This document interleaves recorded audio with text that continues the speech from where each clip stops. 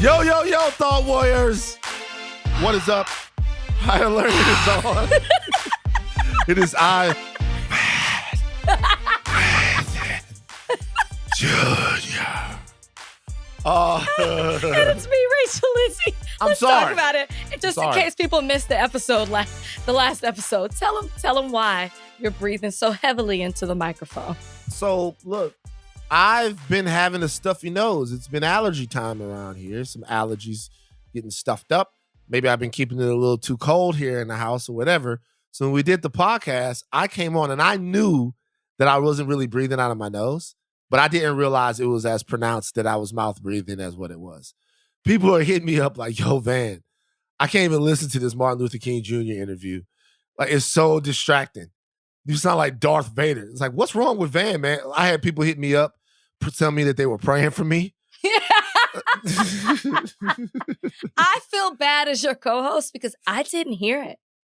I mean, all of us are at fault. You know what I mean? Donnie didn't say anything either. I never heard you. Donnie must have been laughing. He must have been like, I'm going to give Van back for all the shit that he gives me on this podcast. I'm just going to go ahead and let this ride. That's what Donnie did. And then he went off to get married. Congratulations to Donnie Beecham Jr. Congratulations to Donnie Beecham Jr. But I'm you today because I have never lived in LA in the summer. And I am struggling. I mean, I was in the bed all day yesterday, got up to do the premiere and went back to bed.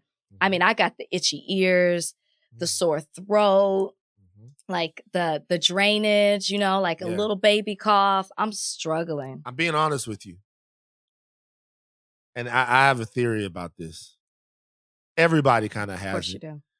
And I'm wondering, because we're all vaccinated. Van, I can't handle that. Wait, I'm wondering if we got a little touch of the vid. So I'm gonna stop you there. I'm just saying. Because you know who else is struggling with allergies? If the Delta variant is doing it, I'm wondering if, because so many people I know is like, I just got a little scratchy throat. It's just enough to bother me. Like even right now, my throat is just a little sore. Your throat just started hurting now. When I said my throat hurt, your promise throat you. No, like that's not true. Last week, I actually woke up one day and I had the little, the little thing in your throat to where when you're sick, you can feel it fumbling around. Yes. You know what I'm talking about? That little thing. I know exactly what you're talking about. Like I had that last week, and then it went away. So I'm wondering if it's a little tick of the vid. Because I went and had a rapid test. I get tested every other day. I do too. And I don't have it, but I'm wondering if the vid can exist right below the. I'm going to stop you there because you know who else's allergies are flaring up and I had to take them to the doctor? Copper. Okay. Yeah. It's high allergy season for dogs too. Like he's got a hot spot. It became infected. Yeah. Take him to the vet. So it's just, I guess it's just a season, but I'm struggling today. Like I'm very much so on, Allegra D, Zyrtec, Aleve, and Flonase. Just to be here for the Thought Warriors today. You rolled them names off like just, that was interesting. So what are you on again? Say it again. Allegra D, Zyrtec, Flonase, and Aleve. That sounds like some of my cousins. Dude, all of those names, that sound like somebody kids. That sound like Aunt Emily kids. Who is that? That's Flonase. Allegra's gonna be there. Zyrtec gonna be there. Aleve gonna be there. And don't forget Flonase. Flonase definitely coming. That sounds like somebody kids, man. How was your weekend? I mean, it was I worked a lot. Had to work in Saturday morning, but then I did something I have not done since I've been in LA. And maybe this is what triggered my sickness too. I went out on the water here. Went to Marina Del Rey, one of Brian's best friends from college, got a boat, a few friends, and we went riding in the water. And it was so relaxing. I love being on the water. Just what I needed. Good times, good friends. And and then I came back. I had to work the Respect premiere on Sunday, which is such a good movie. You saw it? I love the movie. I love a biopic though. First of all, like I'm already a sucker in. I don't know. Did you see the Cynthia Erivo one? No. Okay. Well, was not supported by the family. It's a deep dive, a lot deeper than this movie goes. This is 2 hours, maybe a little bit over, and it touches on certain things, but it doesn't do a deep dive. The family approved this one with Jennifer Hudson, but Jennifer Hudson is phenomenal in it. And you know who else is? Marlon Wayans. He's a great actor. Oh my gosh, he's so good. He should be nominated. He should 100% be nominated. Was somebody about to jump in, one of the producers? I heard a voice. Just make sure that here's the thing. Make sure that if you're not going to jump in, that you have your shit muted the way it's supposed to be. Nobody we got said somebody anything. filling in today. I think it's Richie. Richie's filling in for Donnie Beecham right there. Richie's always trying to get in there and horn in on the podcast, Richie. Either Richie, you or Richie or Trudy, butt out of the podcast. Don't introduce Richie to the people like that. Let me tell you, we love Richie over here. Richie Bozek. I'm Richie Bozek. You know, I'm Richie fucking Bozek, huh? Okay. Richie fucking Bozek. Okay, Hey, what's my name? I'm fucking Richie, huh? That's reminding me of something Richie. else. Bafangul. I'm fucking Richie. Guess what we started? The Sopranos. Oh, yeah. So can I talk about that a little bit? I've never wanted to hear you talk about anything more. One thing I will say is this, though. I won't see Respect. I won't go see it. Wait, okay. Well, let's finish up that conversation. Why? I don't support PG-13 biopics. Is it PG-13? Yep. I don't support PG-13 biopics. Why? Nobody's and give me life. Give me another example of a PG-13 biopic. Nobody's life is PG-13. You simply cannot do a biopic, to me, that's accurate, hard-hitting, and enough about somebody's life and have it be PG-13. Nobody has a PG-13 biopic. Even if you did like Fred Rogers, if you did Birth to Death or whatever, if you did Mr. Rogers or something like that. They did do Mr. Rogers. They did. They kind of did it. They did they did it more so. Mr. Rogers was a character in a movie that kind of was revolving around his life. This would be the part, go to war, all of that stuff. To me, life is just not PG-13. I hate the idea of a PG-13 biopic. Hate it. It's not about you. Maybe they wanted to make it more acceptable for younger people to watch because there's lessons to be learned from Aretha's story. That's fine. That's fine. That's good for them. What's another PG-13 biopic? I got you don't even know. You just talking. Talking. I'm not just talking. I just know that I don't like it. I got to think of one. I know that all the best biopics walk the line. Ray. All of them. Ray's so good. Right. Now, there was no way Ray was going to be PG-13. Aretha shouldn't be PG-13 either. Then you should watch the Cynthia Erivo one. No, I don't want to watch that either. I just don't want to, because the family didn't want me to do it. But everybody go see Respect. Everybody go see Respect. Good, you guys. Support Respect. If you like the music, if you want to learn about Aretha, like I didn't know how close Aretha was to Martin Luther King Jr., Dr. Martin Luther King Jr. So you learn about her activism. Yeah, they dated for a little while. They did not date. Yes, they did. No, they didn't. Martin Luther King Jr., if he was close to you, it was probably going down. You're not going to respect the Dr. Martin Luther King Jr. after we done had his son on this podcast this last week. I'm not going to stand for it. I'm not going to do it. Sopranos. Mm-hmm. I felt pleased that I saw you tweet a picture the other day and something about I've never felt more sorry for anyone or something. Yeah. And I knew who it was. Why? Because I've started the Sopranos. Now, you want to talk about respect? I got an issue with Sopranos. I find it a little boring. I find it a little slow and a little boring. Maybe if I had watched it back in the day, it would have hit me harder. But everybody talks about this being one of the greatest shows on television. And James, what is his name? Gandolfini. He portrayed him as Tony Soprano as the best acting role they've ever seen on television. It's a joke. It's not really. But this is what people say. Okay, so I'm expecting, and I'm not saying he's not good. I'm not saying the show's not good, but it's not. I'm thinking people are going to get knocked off every single episode. That every episode's going to have a cliffhanger. That every season's going to end a certain way. Each episode just kind of ends like it'll span out with them just like playing cards at the table or something. And I'm like, what's happening here? I'm a little bored. I've fallen asleep on it multiple times. I just started season 3 and it's not a Walking Dead where you never know, this person might not make it through this episode. It's not Game of Thrones. I'm just waiting for it to hit. Here's the thing. Maybe it's not now. Every character you see on that show is gonna die. Like so many people so many of them are gonna die. The way nobody important has spoiler alert. Nobody important has died yet except for Pussy. Yeah, right, and that was a big deal. And there are going to be more. But you people. knew it was coming. They're going to be you more. You knew he was going to die. I need a surprise death. But see, that's not. You know what? Don't finish it. Leave it to us. I don't want you to finish it. Leave it alone. Don't like. I want to start. Does the rewatchables do TV shows? Because they need to have me on while I'm watching this. No, but this will be interesting for Bill because Bill wanted me to do. Me and Bill had talked about maybe doing a Sopranos rewatch show, and it would be interesting to do that show with you, and have somebody who's watching it, who's seen it. Literally, I'm watching it right now. I can pull up my HBO Max, and I rewatch The Sopranos all the time. I watch The Sopranos more than anything. To fall asleep at night? Sometimes. Because I've tried. It has to be. It has to be. Sometimes it's to fall asleep. Sometimes it's to relive the greatest show that was ever created. So you believe that this? I was gonna say. So The Wire is the greatest show ever created. The Sopranos is the most entertaining show that's ever been created. Where does it pick up in season 3? Just stop watching it. I mean, even spoiler alert, even when old boy got shot, the cousin or whatever he is, I thought, okay, if things are happening, he survived. It's not the Fast and the Furious. Okay, it's a show about a family, 2 families. Ooh, it's a show about a mafia family and a regular family. If you don't want to watch it, don't watch it. Regular family. Tony's family. They're not regular. Why aren't they regular?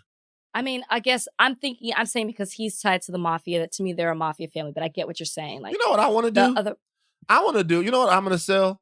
I'm going to sell a show about a hard charging black judge and his well-to-do Texas family and the ups and downs of life on the Ponderosa and Oak Cliff. The name of the show is it's just going to be called Oak Cliff. And it's going to be surrounding. This is a great show. Because look, it's been done. It's like Fresh Prince of Bel-Air. Wrong. That's completely different. Number one, he was a piss ass judge compared to your dad. He was some kind of superior court judge. We're not even messing with him. Your dad got like national conspiracies that he deals with, and all times of big gangsters and needing like the show is called Oak Cliff. It's about a black family, and then they have you guys growing up in the high school, and you're being pulled to do this, pulled to do that. You don't have any brothers, right? No brothers. We'd have to add probably just one boy, and just to throw in there, and we would go back and forth. But maybe he'd be a lot younger, like Little Nicky, like he's the little boy, like not a real character because we don't really need him like that. But the name of the show is Oak Cliff. That's a great show. That's on the Ponderosa there in Dallas. That's a great show. That's a show that I'm going to do. I'm actually going to do this. Who could play the dad? Who could play your dad? Who could play your dad? Who would play your dad on this show? Oak Cliff. Oak Cliff. Who would play the judge? You gotta give the judge like a backstory. Who would play your dad? This is a tough one. Who would play your dad? Maybe like Von D. Curtis Hall. Do you know who that is? James Earl Jones. Nigga, James Earl Jones is fucking 90 years old. He's not that old. Yes, he is. James Earl Jones, he's at least got to be on the backside of 80. He's at least got to be on the backside of 80. He is the backside of 80. Oh my gosh, he's 90. Yeah. You're right. Yeah, I thought he was like 70. Oh my gosh. James Earl Jones is so old. He played the old ass king in 1989. We'll Come Into America. Okay, I got it. Jeffrey Wright. Oh, that's good. That's a good one, right? That's Jeffrey good. Wright. I don't know if he's quite old enough, but we would start younger.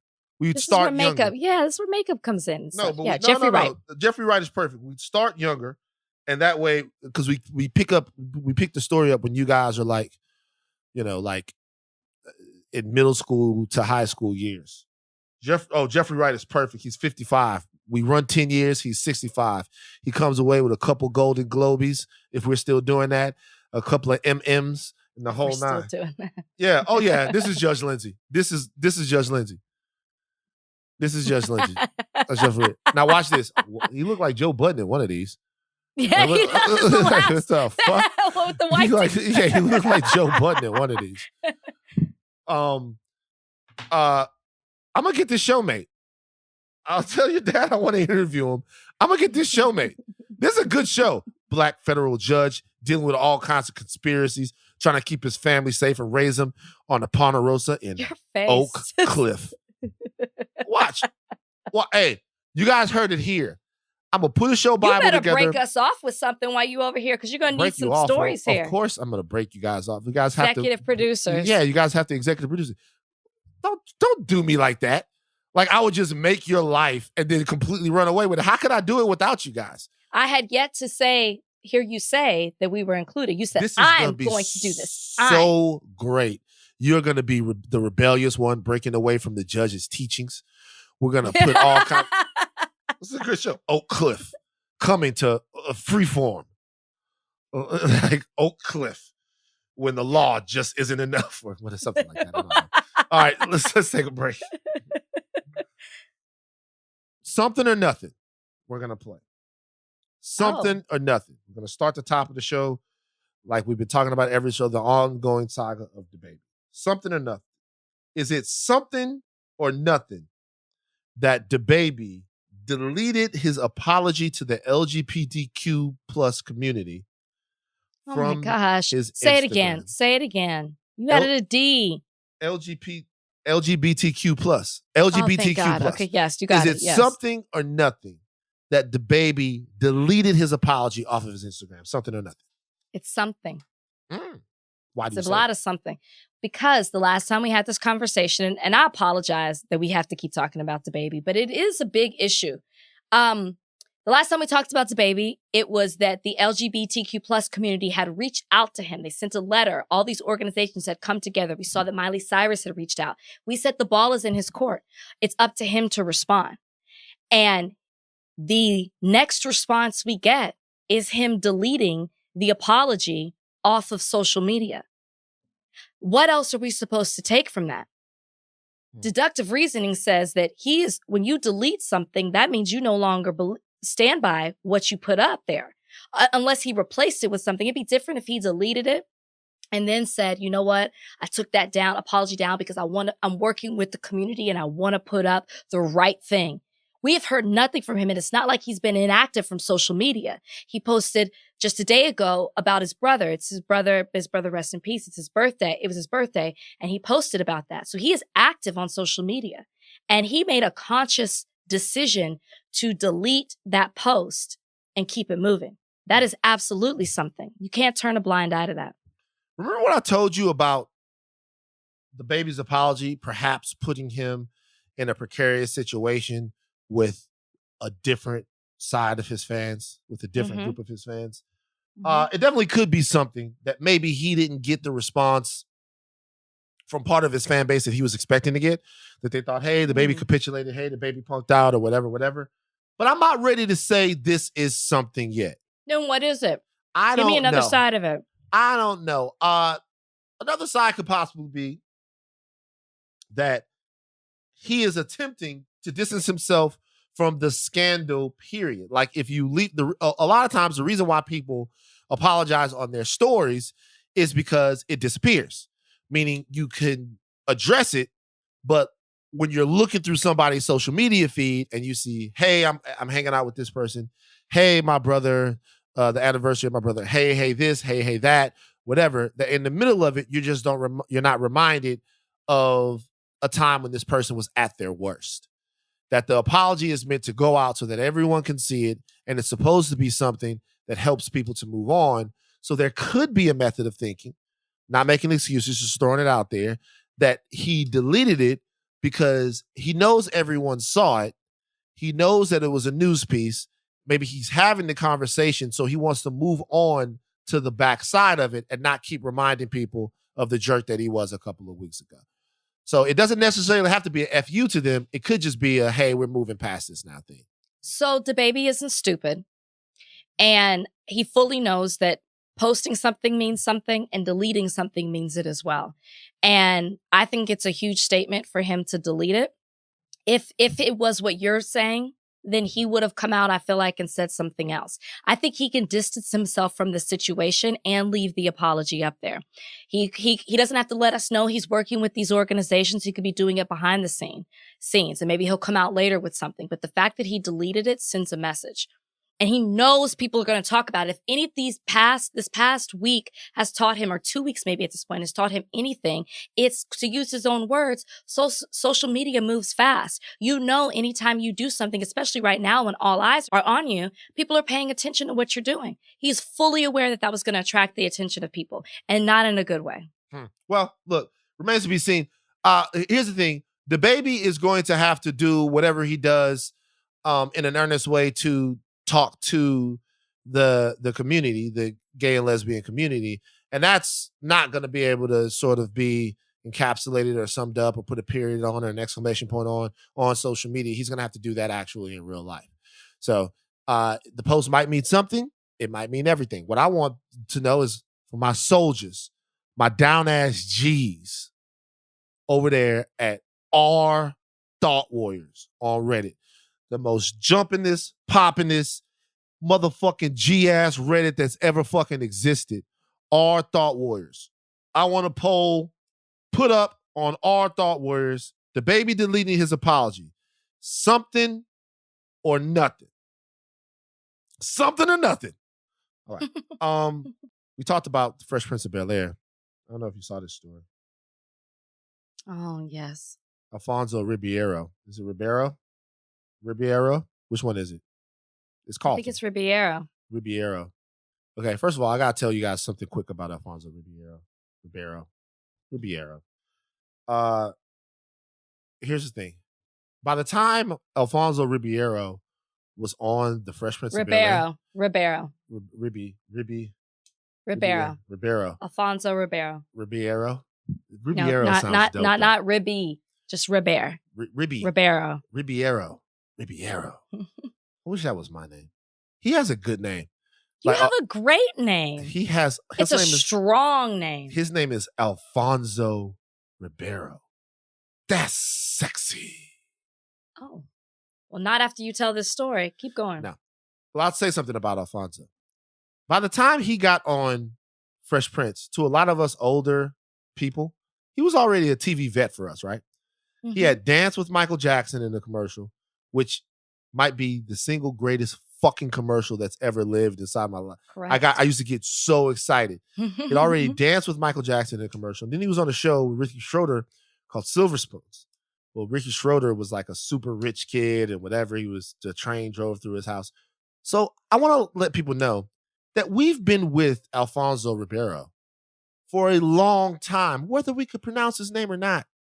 We've been with him for a long time. As a matter of fact, when he came out as Carlton on the show, when he was on the show, we were just waiting for him to dance because we knew that he was an amazing dancer. He used to dance like Michael Jackson and stuff.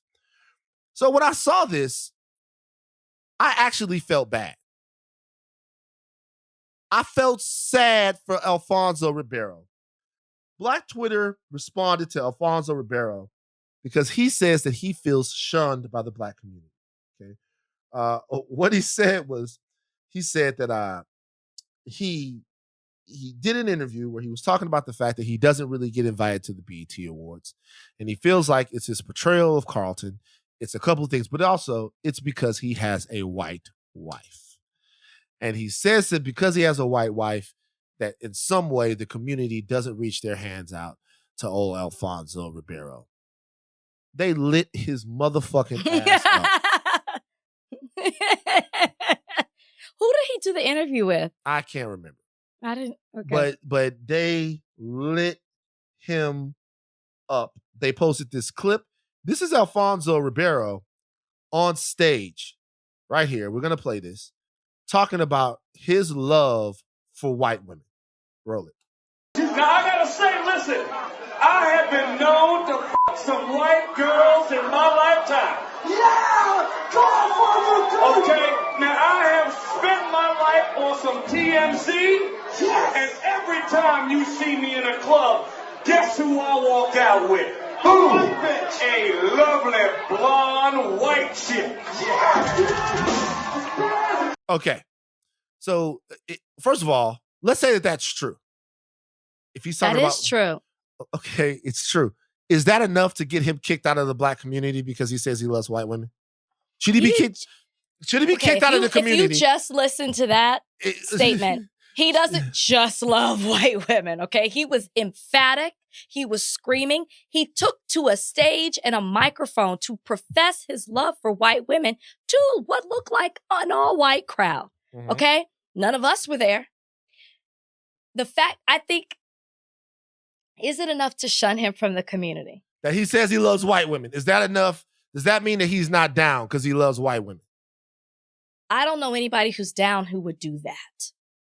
Okay? And what it sounds like is he's using the fact that he is in a relationship with a white woman as a scapegoat to maybe some other things, or as a scapegoat to some other behaviors that he's had, like this video. Maybe he doesn't remember it. Maybe you don't remember this video. I don't know how long ago this video was.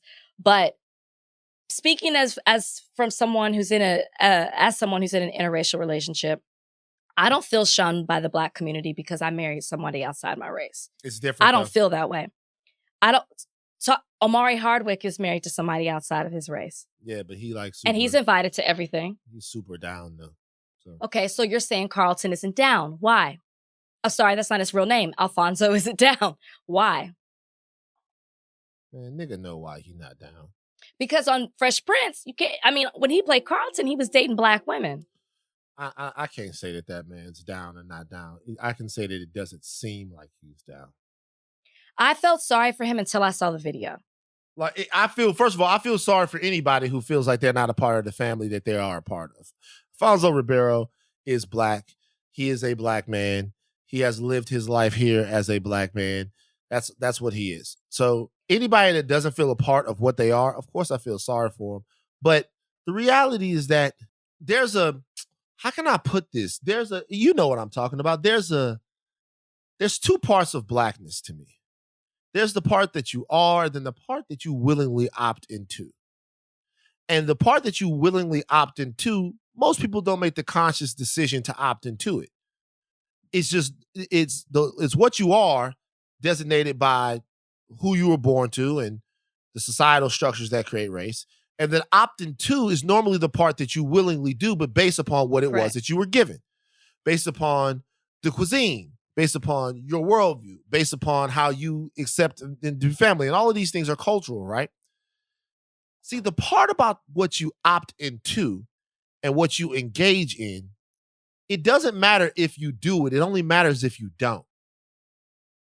So if whatever it means to be black. That's a really good point. Like whatever it means to be black. And it's different for so many different people, right? But there is a sameness, at least to the black American experience. And there is a oneness. And sometimes I think we beat around the bush by pretending that there isn't. And we don't really know when you're doing it, but we kind of know when you're not.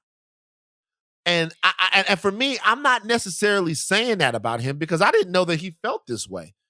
But I don't be seeing him around. And here would be my question. One, he mentions like he doesn't get an invite to the BET Awards. Well, how many award shows do you get invited to? Would be my number one question. He might. And then two, kids say the darndest things awards. And then my second thing is, do you really want to be? Because I'm sure if Alfonso Ribeiro wanted to get to the BET Awards, he could get there. You know what I mean? Like they don't invite every black person in the industry. Did you get invited? No. BET actually has not been like super down when I did The Bachelorette or anything like that. They actually even wrote a very negative article, but that's a story for another day. Whoa, are you the Alfonso Ribeiro?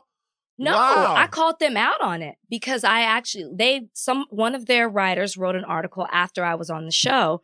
Like they posted like first, ABC, Bachelor franchise has their first black lead. They did all that. But after I chose Brian, they then wrote an article about one of my guys, the number 3 guy. His name's Eric. He was black. They wrote an article about him and they did this whole photo shoot. And I thought it was fantastic for him that he got this featured article, like they dressed him up, all this stuff. It was highlighting him until I read the article and it was putting me down, but to lift him up. And so I tweeted about it. Like, how dare you? This is a beautiful opportunity to showcase this Black man. But instead, you use it as these words to put me down and talk about all the mistakes that you thought that I made and what I should have done rather than focusing on him and how great he is. Oh, I tweeted all about it after the show. What's the guy's last name? Eric what? Biggers. Or is it Bigger? Oh! That's my guy! You know Eric? Hell yeah! We used to play in the same basketball league. Oh, that makes sense. Hey, yeah, Eric, that's my man. I didn't realize. I gotta watch your show, man. Shout out Eric Bigger. Shout out Eric Bigger, that nigger. Shout out Eric Bigger, man. Yeah, this is my guy. We played in the same basketball. We used to physically match up. Cause Eric, big guy. Yeah, like we used to physically match. That's my man. Eric is great. Eric is great. How come you didn't pick Eric, man? Eric is cool as hell. Eric is cool as hell, man. That would be Eric is great. He met the family. My dad liked him, but said, I'm not sure. Look at Eric go. Look at him go right here. He's dancing shirtless.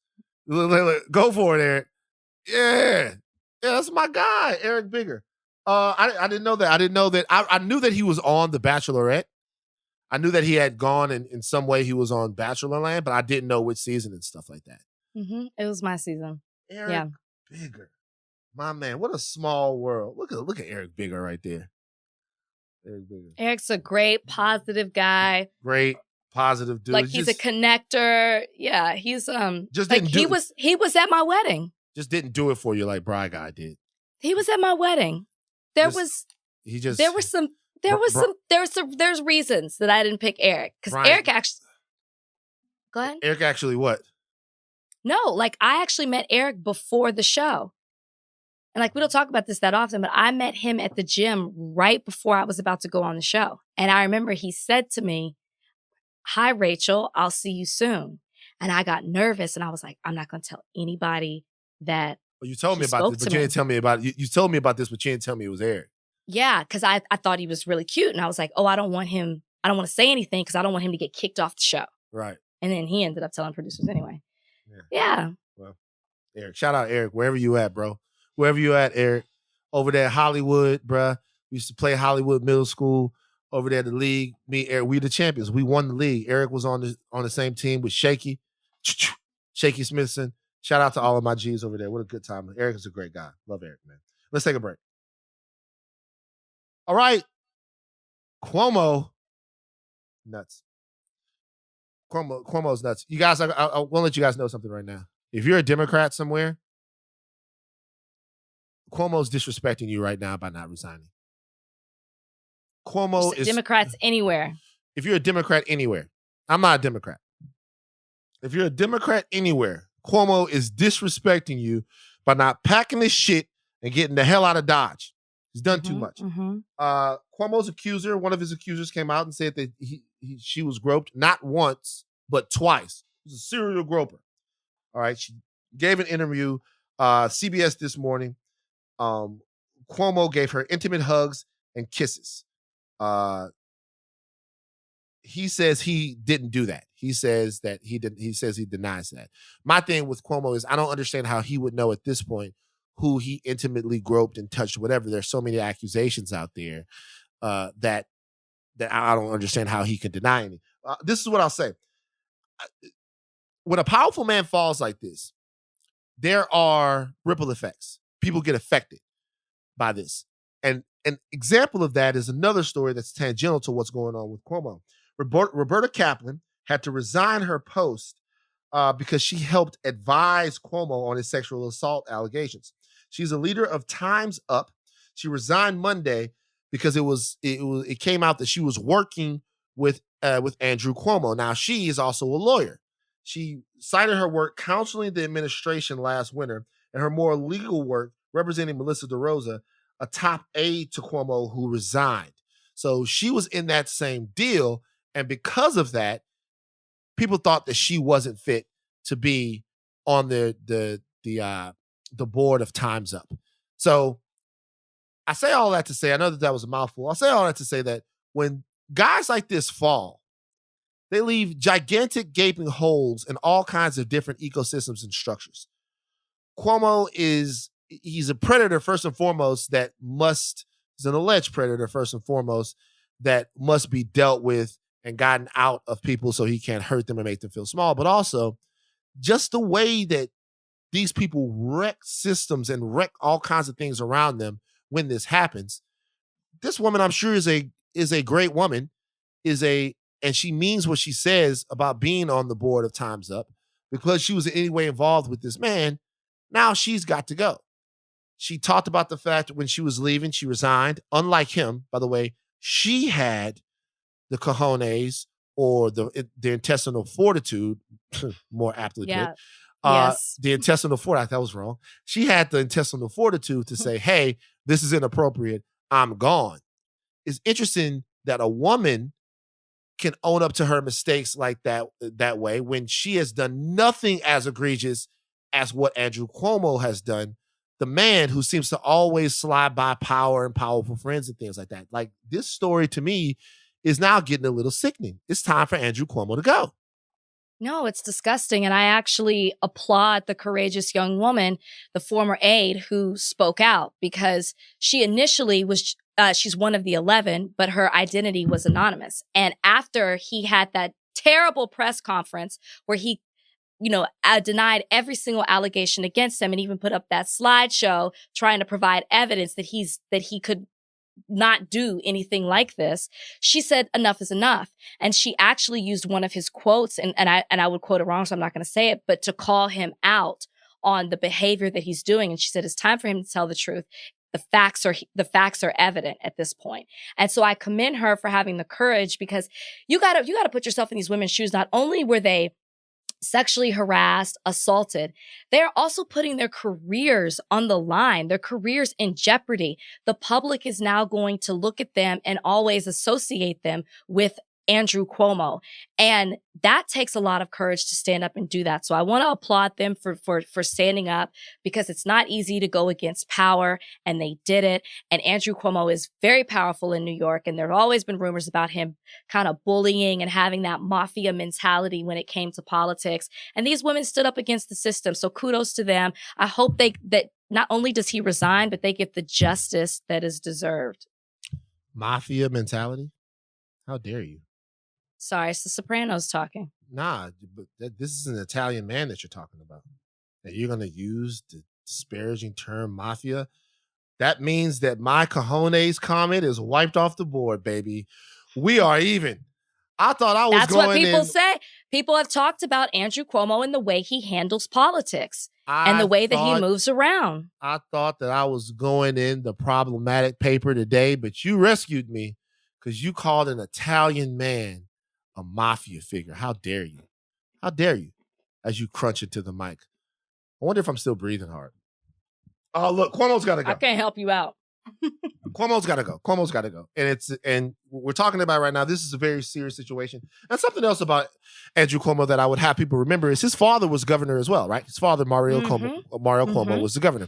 So we're not just talking about a guy who is misbehaving, and that we're talking about entrenched power and privilege and how it affects people.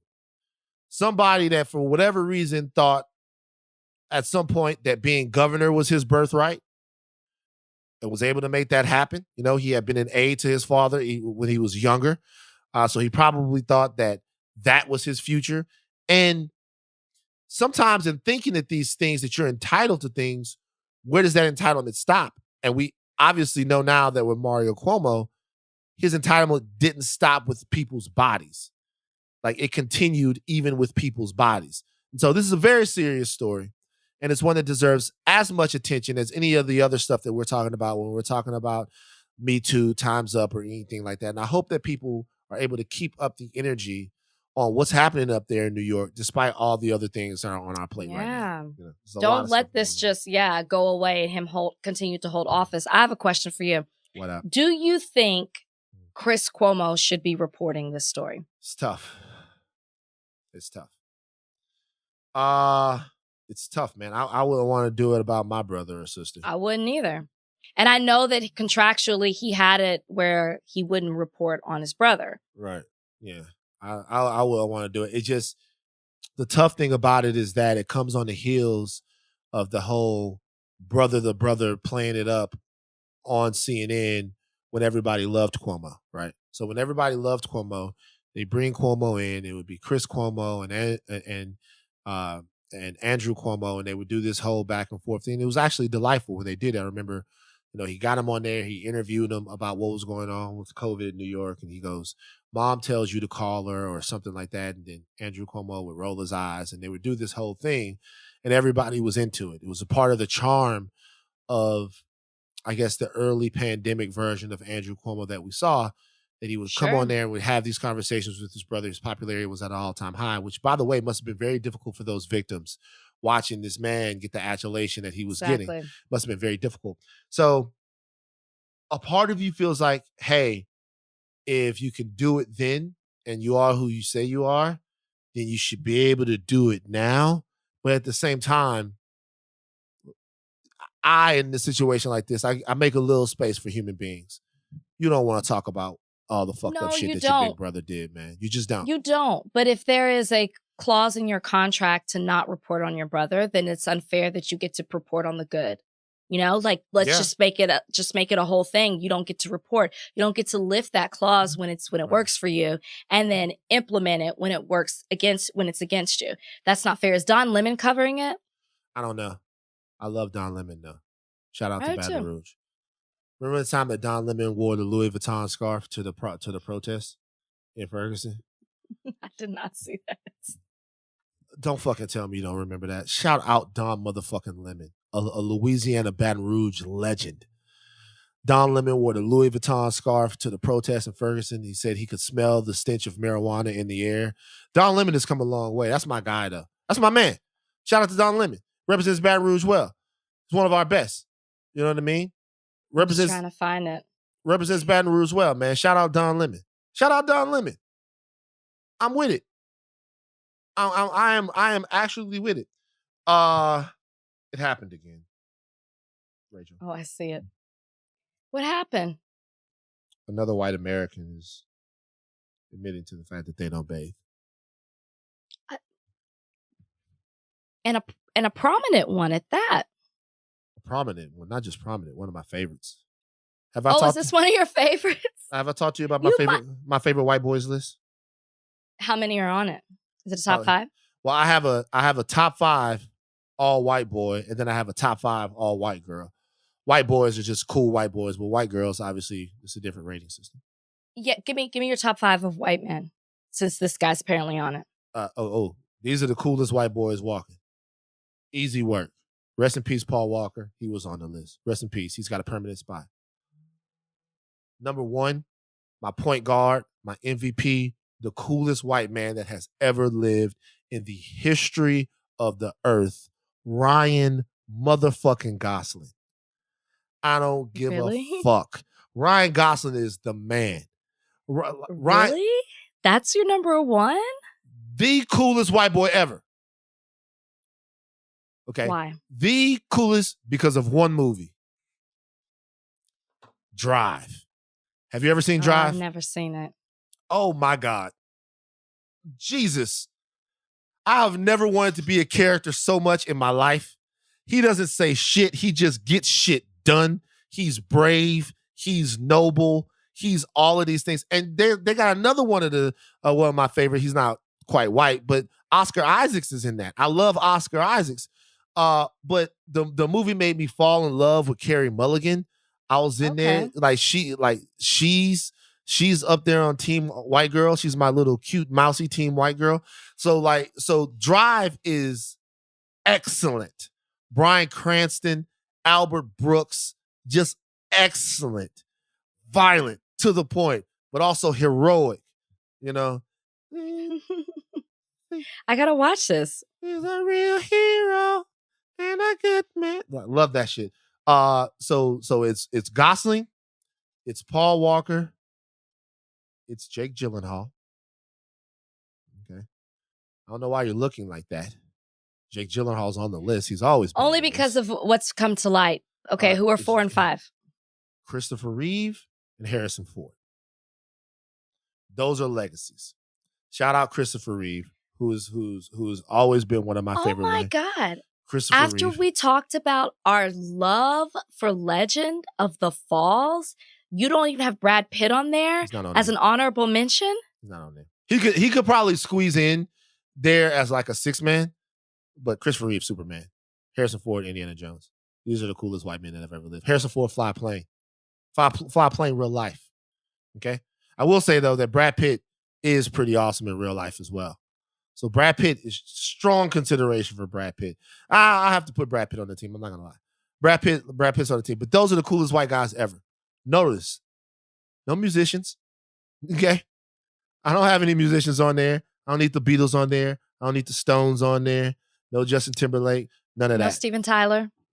He's close, but there's a family connection there. I'll tell you guys about one time. I don't want to get into it. You know, knew some people back in the 70s. I don't want to talk about it. But Ryan Gosling is way up there. So when I read this about Jake Gyllenhaal, Jakey G, my homie, Donnie Darko, it hurt my heart, man. Jake Gyllenhaal admits he's not really into bathing unless it's necessary. One of the top 5 all-white guy team forever says this. More and more, I find bathing to be less necessary at times. Before saying it, I do believe, because Elvis Costello is wonderful, that good manners and bad breath get you nowhere. So I do brush my teeth. Thank you, Jake. But what he said is that, he says, cutting down his bad time is all about to improve the health of his skin. I think that there's a whole world of not bathing that is also really helpful for our skin maintenance, and we naturally clean ourselves. Jesus. White people out there. I hope you guys know something. I hope you know that you're playing into a stereotype. That this is getting out of hand. This is something that people used to say, but we never really believed it. What I want is a revolution. I want to start a hashtag on Twitter. Hashtag I'm white, I bathe. I want everybody out there that's going against the besmirching of a whole race of people by celebrities who are saying that they don't bathe. I want the admission that you're white and you bathe. Here's what I think. Because we've now seen Ashton, Mila, and now Jake come out and say that they don't bathe regularly, I feel like they feel comfortable admitting this so publicly because they know that there are a lot of other people who do the same. Like, they probably are like, what's the big deal? Don't we all do that? That's how I feel. Right. I don't feel like they're saying anything. They don't think they're saying anything shocking. How many times would you say you bathe a day? I bathe 1 time every day, and sometimes 2, if necessary. I bathe at least 3 times a day. You and Dwayne Johnson. Yeah, I bathe. Like, I think if you're bigger, taller, I think that makes sense. I think that makes sense. There's more to get. You sweat more. Yeah. But like me, like I'm 5'4", I'm a little petite. Once a day will do it. But like Brian bathes 2, definitely 2, maybe 3 times a day. Does Brian looks like he bathes at least once for every TikTok? Like he gets with the TikToks going. Better get off right with the TikToks. He does work up a sweat. He does. Works up a sweat, and he usually, he'll go to the shower. No, he's 2 to 3, definitely 2, maybe 3 times a day. So see, I wake up, right? And then I go for a walk, come back, and I bathe. Have to. I do this. Look at this guy. This guy knows. Come here, Bozek. You know how much time Daddy spends in the shower.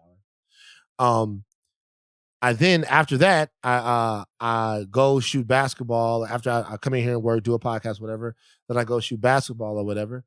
Come back, I bathe. Makes sense. Then at night to wind down, I go outside and I lay in the hammock. Now laying in the hammock is kind of dirty. Ew. Well, here's the thing. You can't really wash the hammock. You can clean the hammock, but the hammock is it's outside. So there's going to be dirt on the hammock and stuff like that.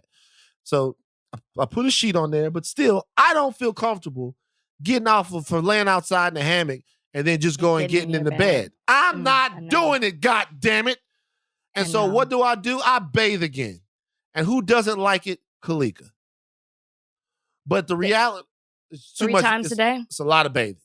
It's a lot of bathing. It's a lot of showering. But what I'm saying is that it's not even that I'm judging these people. I'm just wondering, they feel okay getting in their bed under the covers with itchy assholes. I'm judging. And necks and they behind their ears and you little folds in your skin. I can feel the dirt. What makes you think you're so pure where you're above bathing? I just don't like, it is so easy to sweat. You know, like it's just like the air out here isn't clean. It gets on you. I just don't understand how you could feel comfortable, especially getting on clean sheets with a dirty body. It just or you sweat in the middle of the night. It just makes no sense to me. It's gross. Now, when I was in school at First Baptist, I do remember this girl saying one time to me, we both went to the bathroom together. I went to wash my hands. She bounced. And I said, why did you not wash your hands? And she said, look, they're clean. She held up her hands because she couldn't see any dirt. Along the lines of Ashton and Mila, they don't see dirt, they don't bathe. So, I mean, there is this school of thought within the white community of see no dirt, see no bath.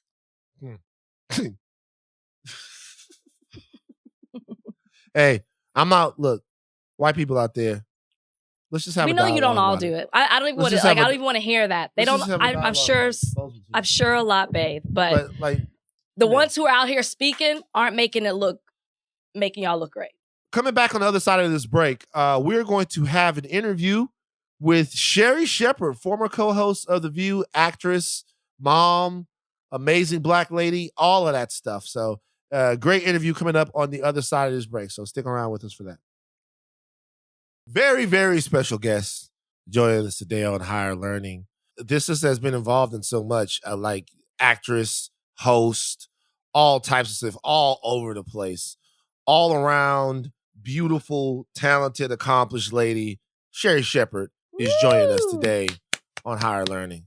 Oh, hey, Van. Hey, Miss Rachel Queen. So good to see you. So right away, Sherri comes in and she forms a bond with Rachel. They did a panel together or something back in the day, and I feel a little left out. Sherri, we've never met, right? Or we've never done anything together. We don't have any history, which is odd for me in the industry. I know we don't. Oh my gosh.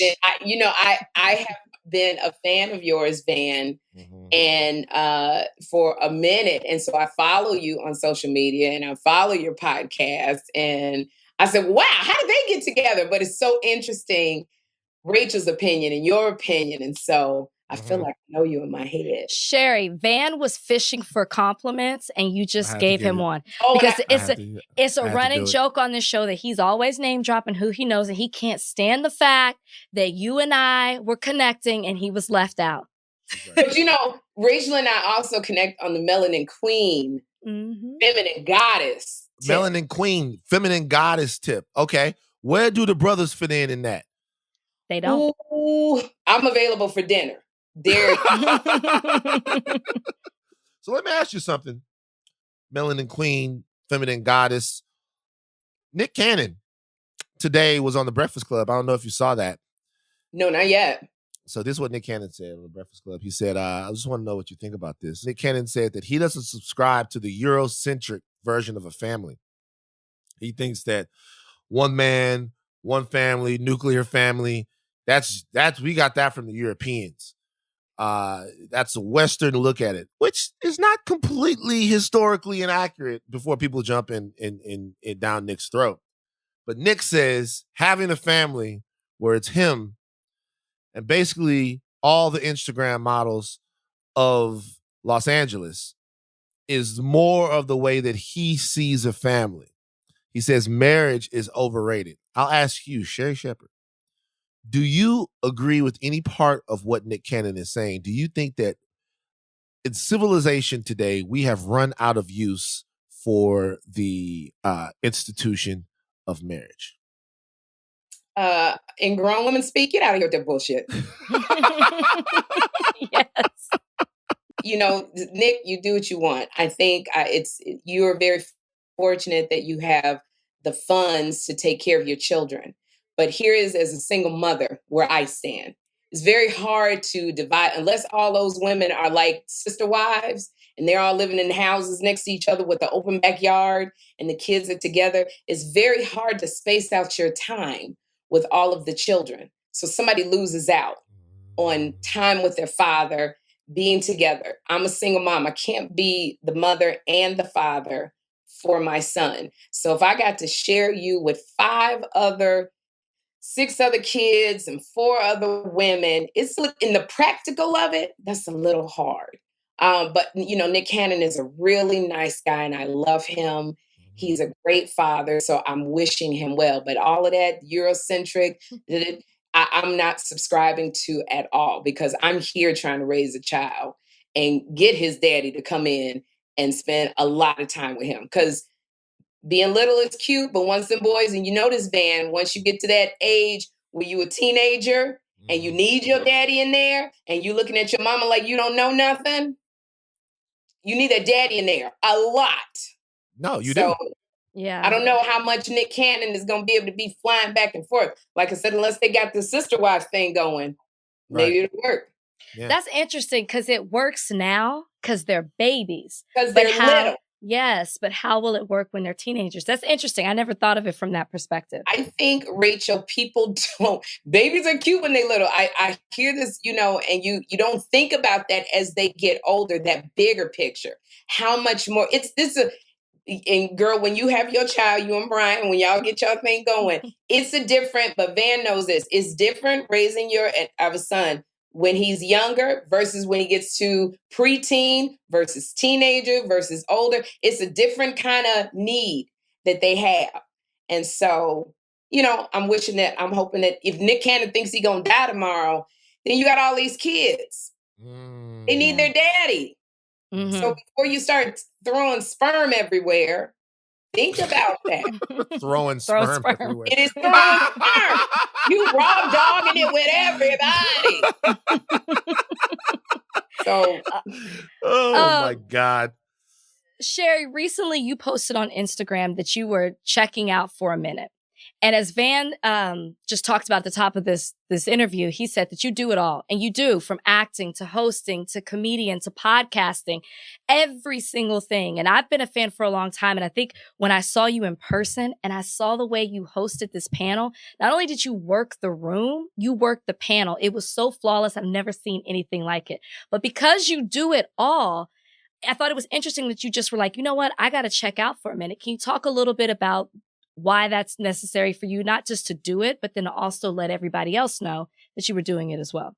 Right. I know people say, if you got to check out, don't tell us. But it's my page, and I'm going to let you know because people come onto your page for different things, you know, and a lot of people come onto my page because they want to be inspired. They want to laugh. And I just felt like I needed to give myself some self-care. I think there's a great good and a bad about social media. And sometimes you give, and you need to just sit back and give to yourself. So it has been quite wonderful being on social media and not posting because I found that the God sounds like Barry White. Haven't heard his voice in a minute. And I've been able to sit and go, okay, what Lord am I supposed to be doing with doing it all? It's a lot of spinning plates, and I got a 16-year-old who's bucking up now. And I'm like, you know, it's just to take care of myself for a minute so that I can pour out and inspire other people. It's interesting. Do you feel like being consumed with social media might stop us from being able to hear the voice of God when he's talking to us? I do sometimes, Van. I think because social media is it's a lot of noise. It's a lot of inspirational noise. It's a lot of gossipy noise. It's a lot of, ooh, he look good noise. It's a lot of twerking noise. It's a lot of, you know, it's so much noise and it's so much, because I found myself getting up in the morning and before I even said, Lord, thank you for this day, Father God, I was like, ooh, what's been going on with the baby? I'm taking my phone to the bathroom. I've got it outside the shower. And then I haven't gone to church. So I'm getting my little inspirational quotes from people, telling me about God. I don't even know who they are. So I'm like, yeah. So I think sometimes it does drown out.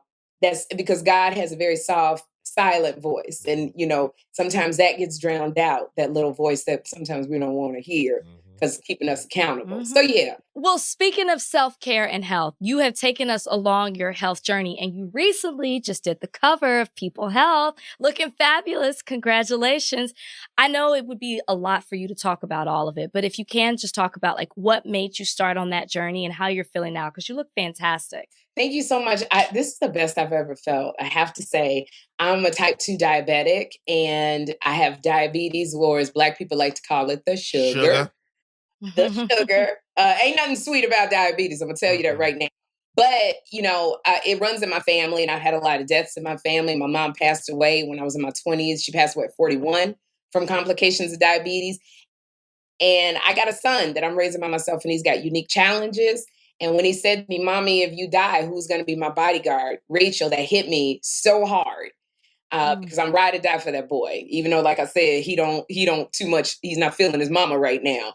But it just changed my perspective about what am I letting in this body of mine, and how is it affecting my day-to-day living and my lifestyle. And I realized I had to make a change. With that change of my lifestyle came the weight loss. That's the perk of it. But for me, it was just being healthy. I want to keep working in this industry. I don't want to be one of those people where you say, whatever happened to Sherri? She was there and she not. So I wanted to continue working. I wanted to be able to run around with my son. I wanted to be able to let his girlfriend, his wife know he likes his colors washed with his drawers. He fold up towels. He I wanted to be able to do all that and be healthy and smiling and, and it just required me to change my lifestyle. So I'm really happy about that. I'm happy for you as well. You seem you seem so, when you're talking about everything, even when you keep bringing something up that's going on with your son, he's getting into his teenage years. You know what my dad used to call that? What? Rest in peace, Pops. My dad used to say, he's like, just let me know when you start smelling yourself. Oh. My dad would say, just let me know when you start smelling yourself. You're not quite there yet. He looked at me, I was 13. He's like, you're about to start. But just let me know when you start smelling yourself. I'll explain to you what the smell really is. And I was like, oh my God. that seems like a fucking terrible conversation. That's not a good conversation. And your father did it. Not only is he smelling himself, I can smell his room from here. I walk in there with, man, please tell me how your room could smell like dead bodies and booty. Well, it's very easy. I don't know. And I think my son, he's reaching this age. He loves me, but he don't like me, and it's that thing, because he's trying to be independent and I am trying to let him, but I have that Black mother fear because he's my boy. So I'm not letting him be as independent as he would like. And I think he's bucking up against it. And I'm trying to figure out in this season of this, how do I be the mother that he needs me to be? That's my king.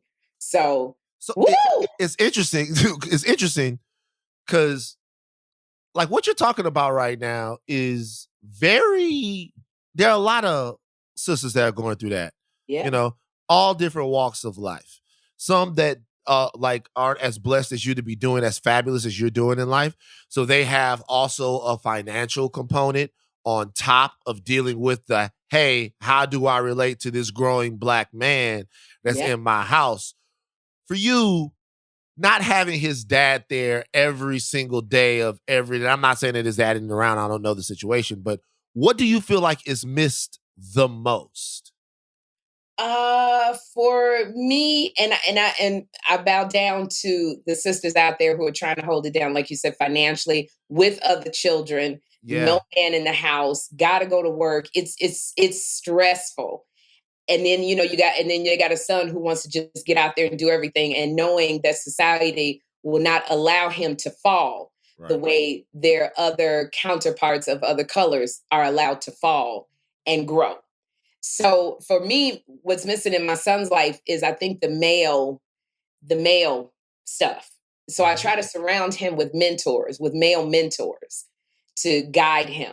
You know, he's just at the age he don't think I know anything. He don't even want me to call him by his name. He wants to be called JT, because so many people know his name. They go, "Oh, you Sherri's son." That's the wrong thing to say. Right. You Sherri's son. Oh my gosh. He said to me the other day, he said, "I'm going to be more famous than you. I'm going to have more money than you." And I said, "Well, go ahead. Can you just let me teach you how to do that?" Yeah. It might be, I'm already here. It might be dope if you let me teach you how to fish, because I can give you an advantage to get that stuff. At 16, you can't hear that. You can't hear it. We've all been there. Yeah, it's very true. Right. Man, y'all keep going. I got it. No, you don't have it. You don't have it. So, that thing, I think, male presence, I think, and even when I'm on stage doing stand-up, I ask men, I said, if you know a single mother, please help a single mom out. I don't want your man, ladies. Just step in and help me with some basic things. How do I teach my son how to shave? Just, things I have no idea what's going on down there. Right. I don't know. Yeah. I don't have the same parts. In addition to everything you're just talking about raising a son, with everything that we've gone through, I mean, we, as Black parents, being Black, raised in a Black family, we've been having these conversations. But with everything, with the world now coming, I guess, to an understanding of, or trying to understand what we go through, what were the conversations like that you've had with your son over the last year? Oh, Rachel, it has been rough. Mm-hmm. I mean, George Floyd, when we got the verdict for George Floyd, Jeffrey came and hugged me. He's taller than me. It has been a lot of stress. And I talk about this with a lot of Black mamas. We have faith, but it's another level of faith having a child who's Black and having a son, knowing when my son walks to Starbucks, I can't breathe until he comes back, until I see him walking around the corner, because he looks, if you were to look at my son, you could tell this boy ain't but a little teenager. But to police officers or other people, he looks like he's about 18. He's big. He's got a deep voice, but he's so innocent. So it is even hard. It's hard to breathe, and it's a different prayer. A Black mother has a different prayer than everybody else for her child. So the thing is, it's been hard explaining to my son that people will not give him a chance because of his color, that people will not like him because of his color. Van, I'm having to explain to my son, baby, when you walk in a room, you don't get to be in a mood where you don't say hi. You have to walk in a room with a smile. Man, this is so crazy. Mm-hmm. Like, it is rough. My mother used to pray for me, and my mother used to ask for two things. She used to say, Lord, put Van in your armor. Yeah. Like, put Van in your armor so like nothing can get through there. Put him in the armor so nothing can physically. And then she would pray for backbone. She would say, pray that Van has the backbone to be able to withstand things. And she would tell me, she would be like, now look, because by the time I got to 8th grade, I was about 6 feet tall. At the end of 8th grade, I was around 200 pounds, right? So that's a man. Yeah. Even though I had a full baby face, flat top, the whole nine. I'm a child. I was a man. My mother would be like, I'm never going to tell you to shrink yourself, or I'm never going to tell you to not be who you are. But she's like, when you do come into a room, when you do walk into a room, she's like, the reality is there might be some fear or trepidation from people around you. Yeah. And you can't control that. But what you can control is how it mirrors back to you. She was like, either way, she's like, you can make them more afraid and they'll do whatever you want. That's what your daddy does. Or you can go in there and find a way to connect with them. And she's like, I'm telling you, the second way works better. And she would tell me that it's so crazy that you just basically said the same thing. She's like, I'm telling you, the second way works better. And I've been doing that since I was a kid. A Black woman gave that to me. That is because we love you so much and we know what's out there. And then now put even on there a child with special needs who has a little bit of a difficult understanding of that. My son flaps his arms when he gets excited, which is like, you a big boy. You gotta bring that down. You have to. And I always ask the Lord, keep him on a short leash. So when you gotta pull him back, he comes. But I'm gonna pray that backbone as well. How to explain, what's so hard is like, there's so many Karen situations. I don't know where to start. I when I looked at that man that was in the young man's face who was walking around the neighborhood, my son knows when authority talks to you, you be respectful. So what do I tell my son if somebody's in your face screaming at you? Where you live? What do how do I equip him for that? Because all the time he can't call mama. Because I swear to good gosh, when I see some of these situations, I go, you don't want me around. Because I'm Chicago. Right. But he told me one time some woman in the park told him to get off the swing, and we drove all the way up there. Where's she at? Yeah. What she look like? Yeah. People was going, hi, Miss Sherri. Not today. No picture today. Where that woman at? But teaching, like, it's so many instances. How do I equip Jeffrey to be able to handle these situations that we didn't have to necessarily deal with? And again, that's why I said I gotta sit and be still and focus on how, and not put the fear of God in him that he can't go anywhere. Yeah. Right. When your son walk in the room, go, mama, I like white girls. Well, if he was into white girls, is that an issue? No. Okay. My son, I want somebody, I pray, who loves him and loves the Lord. Mm-hmm. So whatever color she is. But what we're dealing with now is, as a Black mother, I go, people turn on you sometimes. It's the fear of a Black mother. I go, you should, I know Jamaica, who worked at Bank of America. If you meet Jamaica, I understand Jamaica because I got a cousin like her. These Karens that be coming out, and that's a new model. We don't really, understand. It's a different model. You got their daddy. How did daddy feel about you? Right. Walking in here with this brown boy. Look, it's real what a Black mother goes through. So it has nothing to do with, I don't want you to date white girls. It's just that I just want you to be safe, and I want you to be nurtured, and I want somebody who can look at your heart and love you. And you want him to understand what comes with that. Yes. What comes with dating. Yes. What comes with being in an interracial relationship. Mm-hmm. And, whoever loves my son, I'm happy. I just want them to let me come live with them. So whoever that is. But why are you making the face, Van? Why are you making the face? You see, Sherri, you see him looking at me? He's looking at me this whole time. Interracial relationships. Okay. I was just about to say, if your son ever has any questions, you guys can call Rachel and Brian, and they'll let you know. Uncle Brian. All right, tell them about Uncle Brian. They can call me. Yes, they can. Or he can call me. Yeah, how do you deal with the looks? How do you just want to keep your child safe. So when he said that, I was like, this is just a new model. I don't know. And I have to adjust and I have to deal with it. But I have to teach Jeffrey more of, you may walk into a home with her family and they may not feel the same way about you. Mm. A family, you walk into a Black family, they might just embrace you and go, boy, get over here, help me change the tire, or help me, you may not get that. So what do you do? Yeah, it's tough. Yeah, like have I ever told the nigger toes story on this show? I told it. You have. Yes. It's like a friend of mine, you might not heard Sherri. A friend of mine had a grandpa, literally was the nicest guy I've ever met. Like, when I say the nicest guy I've ever met, nice, helpful, would always want to talk to me. Is that Van up there? Van, come on down and talk to me. He was in the basement most of the time. I go down there and talk to him. I still went to his funeral and stuff because he was a great guy, right? For the most part. One day there's a bowl of Brazil nuts sitting on the sill, on the little window sill right there. And he says, Van, when you come down to come visit with me, why don't you grab that bowl of nigger toes and bring them with you? I'm like, I looked at I looked at his mom, and his mom put her face in her hands and she went, Van, he's 81. Please. And I was like, I'll see y'all later. And I just broke out. But things like that, not that there's, look, I have a bunch of white friends that their grandfather never called the N-word.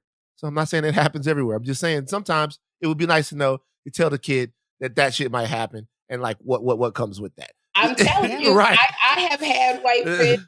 I had a white friend, and I went over her house and was told I was the prettiest little colored girl. I was in high school. I didn't know I was like, what does that mean? We got through it, and and I know he gonna go through something. Somebody might say, give me those nigger toes, Jeffrey. So your old show, The View, is looking for a new co-host. Yeah. Or they have am I wrong about that? Have they hired a new co-host? Is it just rumors? Yes. They haven't had No. There is some chatter online that The View, in order to replace Megan, should go for a Black conservative female voice on the show. That they should have someone in the vein of a Candace Owens or somebody, not Candace herself. That would never work. That would be a beautiful disaster. But a Candace Owens or an Angela Stanton or any of the other Black ladies out there that are a rising voice in the conservative on the conservative model of thinking. What do you think about that? Because it seems as if people are saying, hey, they did Megan that way. They would talk to Megan that way. This is what the people are right are saying. Put a Black conservative lady on there and let her get off and show that dichotomy. What do you think about that? I would love to see that. I absolutely would love to see a Black conservative on the show. I would love to see, somebody on there where you could speak, get your point across, and not have to argue everybody down to prove that you're this person. So I love it. I hope that they're searching for that. Do you think the show needs a conservative? Because absolutely, Rachel. Okay. Because you know what? Here's the thing. When I was on there, and I remember when Elizabeth Hasselbeck, whenever she would go on maternity leave, our ratings would go down because we were all liberal in our own ways. I'm kind of a conservative liberal. Mm-hmm. And so, but we basically were saying the same thing, all of us sitting at the table, and you didn't have that dissenting voice of Elizabeth Hasselbeck. So when you want to watch a show where everybody's saying kind of the same thing, even though we say it in different ways, we all agree about the same thing. So I think having a conservative voice on there, you're giving the other side, play as well. And that's what I want to hear. But that's what The View started out as, is like different opinions from women of different ages. So I want to hear what a conservative has to say, because sometimes I sit there and go, what in the world are y'all talking about? Mm-hmm. So if somebody could explain it to me intelligently and, respectfully, I want to hear it. Yeah, no, it's true. See, I don't have an issue at all with conservative thought, like at all. We have a guy coming on the podcast this week. One of my friends, Camille Foster. Oh, he's friend now. Okay. Yeah, he's my friend. I can't. Can you be friends with a conservative? Absolutely. I didn't know he was your friend. Yeah, he's my friend. Rachel. Ooh, Rachel loves a good fight, Sherri. She loves a good fight. That's our fighter right there. There's somebody right now that knows how much Rachel loves a good fight. And his name is Chris Harrison. He's somewhere right now. Like, somewhere in the ethos. Yeah, he's somewhere out there going, I fucked with the wrong one on that one. And I got to bow down to you, sister. I was with you all the way. Of course. Thank you, Sherri. Yeah. All right, last question for me. You are from Chicago. I am. You are from Chicago. What part of Chicago are you from? South side of Chicago, 83rd and Damon. South side Chicago, 83rd and Damon. Yep. You say Chicago now, and depending on who's talking, you get sort of a different view of the city. Uh-huh. We had a guy on this show named Michael Rappaport. Are you familiar with Michael Rappaport? You know who he is? Yeah, I know who Michael Rappaport is, yes. Yes. So I told Michael Rappaport, I was very upset with him, and I told him. Yeah, I saw the episode. Right. Yes. And my basic thing was deaths in Chicago, deaths in New York, deaths in Richmond, Virginia, Gary, Indiana, New Orleans, wherever. You post them up on your social media, and you're putting up these negative images of Black people out there, and it does us no favors. But you know what I realized? I realized that I am not from Chicago. So just like other people shouldn't be speaking on what's going on there, some of the violence that people are talking about happens there, maybe I shouldn't be speaking on it either. As a resident of the city or someone who's come from there, how do you feel when people shine a lens on some of the goings on in the city that aren't so pretty to look at? Is it something that you feel like needs to be talked about more? Or is it something that you wish people would take care of internally and not demonize the city as being on fire 24/7? I think our city, Chicago, is a beautiful city. It really is. I hate that people think that that's a place that they can't go, that they can't move to. I hate all of the violence that is going on in Chicago, but I don't think taking care of it internally is working. I think the light does need to be was shown on the violence that's happening in Chicago because something has got to be done. It's too many kids dying. It's just too much. So what I don't like, Van, is people just putting it up there for our entertainment pleasure. That I don't like because I don't think anything's getting done. I don't want anybody laughing at it. And I can't stand videos with, I'm seeing people fighting and doing all of that because it's not productive. That's all of the noise that I'm talking about. We got to do something about it. So for me, and being from Chicago, a city that I absolutely love, and my family's still there, Chicago for me is family reunions, going to White Castle and Giordano's and going to the park and Ever Black Plaza, looking at boys. That's what I remember, and just a wonderful time. And so I think the light does need to be shown on all of that going on, so people be spurred to do something. Right. Okay. I mean, that makes a lot. That's very fair. That makes a lot of sense. So, hopefully, I think, and I'm sorry to interrupt you. We come from this. I always come from this thing of don't let people know our family business. You keep that inside, and in that dynamic, it never worked in my family. Of family business is family business. It just never worked. That's why I'm in therapy right now. So I feel the same way about the city of Chicago. You try to keep it in the family, it's not working. Right. My last question for you. A lot of times in this industry, we see such a competitive nature, people trying to get over on someone else. But I was reading how first of all, following you, you got your podcast with Kim, you're showing off your different friendships that you have on social media. I see you attending birthday parties. But I was reading that the same people that you were auditioning with years ago, y'all still have remained close, whether it was a Garcelle or like a Kim or a Niecy Nash. And I just think that's so beautiful to see Black women uplifting each other when it can be so competitive in this industry. And I just wanted you to talk about the importance of that. I think as women, especially as Black women, I think you come up against so much. And we need our other sisters to lift us up. It's just like what you came under fire with this whole Chris Harrison thing, and you stood your ground. Like, you want to know that there's some other women lifting you up and supporting you. Mm-hmm. And it's really, really important. You can't do this thing alone. This industry will eat you up alive. It really will. Life will eat you up alive. And unless you have women sitting there going, I got you, then it's hard to keep moving. So it really concerns me when I hear women say, I don't get along with women because they always doing this and they always do. And I'm like, then you got to find some other friends because there are women out there who will always support you. So I'm so thankful I am where I am with all that I've gone through and all of the scandal I've gone through with marriages and things, because I had friends like Niecy Nash or Kim Whitley or Garcelle Bouvet who called and say, hey, Queen, I'm on my way. If you need to cry on my shoulder, if you need some money, if you need anything, I'm here.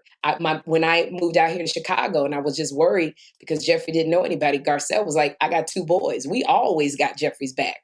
We don't care what's going on, So we need that. And I think we need to do it as mentoring. I do it with the young girls in this industry. The movie that I'm doing in Perfect High, a little girl named Nia Sue plays my daughter. She was a little Black girl on Dance Moms. Yeah. Black girl on Dance Moms. And she was out there. She didn't know anybody out here. And I said, oh, let me do this. I'm about to have a party and introduce her to these divas that I know that I've grown up with, so that she feels like she has somebody that she can call. Because Nia was out there. We were filming this movie in Vancouver, Canada. And that baby was by herself. Even though she was 18 and she goes to UCLA, this was her first acting role. And I was like, where's your mama? And I'm by myself, Miss Sherri. Oh, well, guess who's going to be your mama? Because, there's stuff in this industry she don't know about. And I let all of the crew members know, everybody, this little girl is with me. So fool with her, you're going to fool with me. And she didn't know that because when you're young, your eyes are so big, Rachel. You don't want anybody you go through that thing, you don't want nobody not to like you. You don't want to make anybody mad. And you need somebody to kind of just show you the ropes. That's really important in this business. Otherwise, like I said, it will eat you up. And I hate when I see and I hear girls say, I didn't know who to go to and I was scared to say something. So I'm always when we have to lift up our younger sisters and hold them tight so that they're not in situations where they feel like nobody's going to believe me. Or I'm scared to say something, that somebody did something that made me uncomfortable. And that's what I let Nia know. If anybody do something, you better come get me. See, at this age, I don't smile. It ain't. Sherri Shepherd, thank you so much for joining us on Higher Learning today. Thank you. Can I say, watch my movie Imperfect High on Lifetime, September 18th. And I play Nia Sue's mother. She descends into a world of prescription drugs in high school because there's such a big epidemic with these young kids' prescription drugs. And my podcast, Two Funny Mamas, is on YouTube every Thursday with one of my best friends, Kim Whitley, and Dish Nation. And by the way, love Dish Nation. Please tell Kim Whitley that I adore her. She's going to be calling you. I've loved Kim Whitley for years. And I love me some Kim Whitley. Please tell Kim Whitley just how much I love her. I will. Now, I'm co-hosting The View in October. Reunion. Okay. We coming back. Okay. Would you ever go back? No. I'm having too much fun. It's like going to sleep with an old boyfriend, Rachel. Why? Because you wake up and you go, "What? This why we broke up?" You could have a J-Lo moment. It could be J-Lo and Ben. God bless them. I'm praying for the best. But a lot of times you go backwards. You don't want you to turn into a pillar of salt. Right. Exactly. I love it. We're good. Lot's wife. All right. Bye-bye, Sherri. Thank you so much. See y'all later. Both to you. All right. Van's very serious question of the week. You ready? Let's go. You have to be. So I'm taking two people off the board. Obama and Rihanna. Okay. You have to switch and become a man. You have to be any living man right now. Live your life as this man. What man would you want to be if you had to be a man?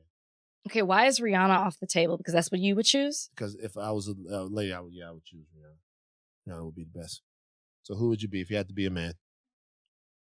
What guy? Wow. Something I've never thought about. Never thought about it. Man, Obama, you really did take him off. Why would you do that, easy. though? Why couldn't that be? It's too easy. Well, not for you. You would never say that if you were in my position because you think he hasn't done anything. No, I wouldn't want to be, but it's different. People get COVID at a birthday party. It's not for me. Who would I want to be? Who would you want to be? Ooh, this is tough. Mm-hmm. Maybe Samuel L. Jackson. Wow, that works so well for you. You have a Samuel L. Jackson spirit. That makes so much sense for you. Sammy L.J. Like, the more I learn about him, I'm fascinated by his life becoming famous. And then, he's worked in so many movies. They've grossed billions and billions of dollars. And he's just at the point where he's just living his life and he just doesn't give a fuck. Doesn't care. And I love it. Doesn't give a good goddamn. All right. For me, my first mind was Serena Williams. Okay. That would be pretty dope to be Serena Williams. Yeah, it would. Is that too easy? I don't want to be Serena Williams. Kind of not keeping it all the way real. So it's just a joke. I've figured out the woman that I would be. And it's a pretty easy choice when you think about it. Jada Pinkett Smith. Hell, Will Smith crossed my mind and I said absolutely Jada Pinkett Smith. Jada Pinkett Smith sat down with Will and they had an open conversation about the young man that was existing in their house. It's Jada Pinkett Smith. Jada Pinkett Smith is one of the, think about it. Jada Pinkett Smith has her own amazing career, which is a bar none 24 karat gold acting career, no matter which way you slice it, right? Jada Pinkett Smith has her own career. She was hanging out with Tupac that whole time. She's a Tupac, Death Row days, the whole nine. Jada has lived a life. Will Smith got the Red Table Talk, got the great, amazing. It would be Jada Pinkett Smith. It would be Jada Pinkett Smith. That's on par for you because you get on my nerves and so does she. Jada Pinkett Smith gets on your nerves? I think she just does too much. I'm not taking away from her acting, from her successful Red Table Talk series, but like personally, I just feel like she's always doing the most. I don't like people who seem like they're always craving for attention. To me, so maybe that's you as well. Maybe she just loves the attention that comes her way. I don't know. And it's obvious. Like there's nothing subtle about it to me. Well, like I think she wants to be Willow. You think she wants to be Willow? like her young daughter, like just I don't know. There's just something about her that rubs me the wrong way. But the Tupac thing, yeah, that would get me too. All right. That's gonna do it for us. What would you have done if I had said I wanted to be like Brad Pitt? What would you have done if I said I wanted to be a white man? Hey, that's your thing. I'm not taking away what from would it. You have done? No, it's Samuel L. Jackson all the way. Samuel L. Jackson all the way. I would just sent you like a couple of bars of soap just to make sure that things are going down the way they're supposed to be going down. Look, a little tweak in the schedule, I think, because we're recording Wednesday. So we might be dropping the Patio Pod on Thursday instead of on Friday. Okay, guys, because Rach here she's a jet setter. Ooh. Where you going? It's a surprise. Oh, okay. Well, it's a surprise.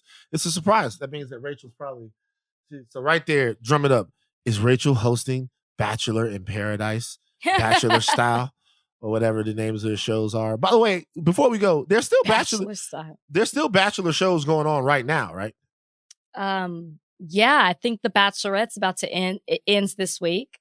And then they're currently filming the other Bachelorette season. There's another Bachelorette season on now? Yeah, it's been on this whole time. They just fucking did a Bachelorette season. Did they not?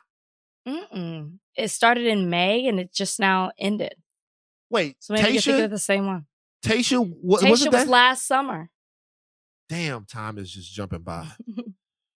Last summer. But they have 2 Bachelorettes this summer. So there's another Bachelorette season filming now. All right. Well, I'll make sure not to watch that. All right. We are out of here. Take your thinking caps off, but do not stop learning. Thank you to Sherri Shepherd for joining us today. My name is Van Lathan Jr. And I'm Rachel Lynn Lindsay. We are out.